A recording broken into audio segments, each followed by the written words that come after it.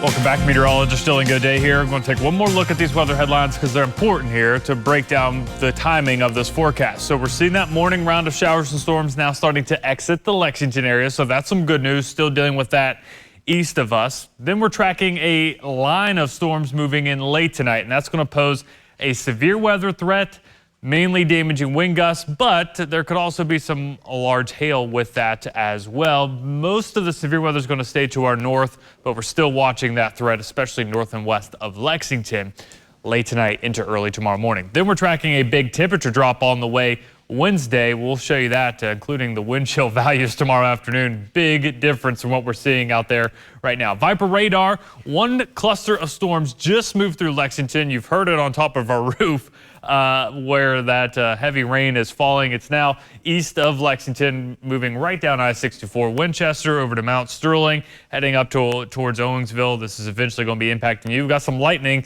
20 lightning strikes just within this one cell here, moving eastward pretty quickly. Again, this was west of Lexington when we started the show, and it's already now in Mount Sterling. So this is the radar loop from the last couple of hours. That cluster is now well to our east. The lingering showers are exiting in storms, and we're going to be left with mostly cloudy to eventually partly cloudy skies later this afternoon, and that's going to be giving us some warmer temperatures. So broader look here at Futurecast. This is through 4 o'clock this afternoon. We've got that persistent southerly wind. Cold front still well to our north. Watch what happens into your evening hours, though, and overnight. There will be the chance of some rogue supercells potentially developing out ahead of any line of storms that's going to develop here to our west. So that's really why northern Kentucky, we're really watching for the potential for some rotation within any of those cells. I know Futurecast keeps that to the north of Cincinnati, but some other data suggesting it could be a little bit closer to the Ohio River. Bulk of that will stay to the north. After that threat, though, front moves eastward, and we'll be tracking our main line of showers and thunderstorms that we'll be pushing in.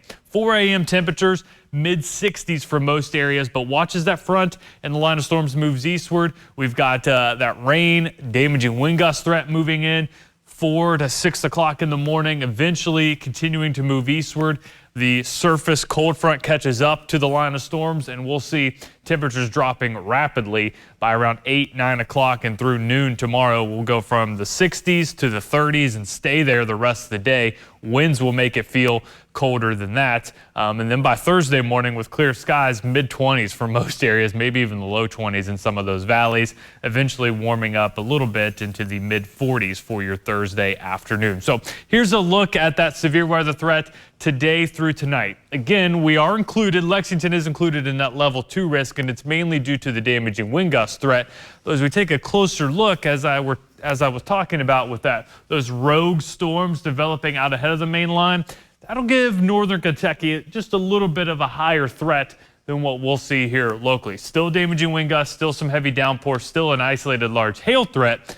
But really for any of that tornado, the low-end tornado threat, I think that stays to our north there, especially north of even Cincinnati up towards southern Indiana and Ohio. As you head throughout the day on Wednesday, still a low-end severe weather threat as that line moves eastward. So tracking out the wind gusts, 30 to 40 mile an hour range through the day today into tonight and through tomorrow morning, eventually seeing that wind shift to more of a northwesterly breeze, and that's going to drop our temperatures and give us that colder wind chill. This is impressive, the future wind chill. So through the morning hours into the low to mid 60s, by lunchtime feeling like the mid 20s in some areas, and that'll only get worse as you head into eventually Thursday morning as well. So quick look at your 7-day forecast now.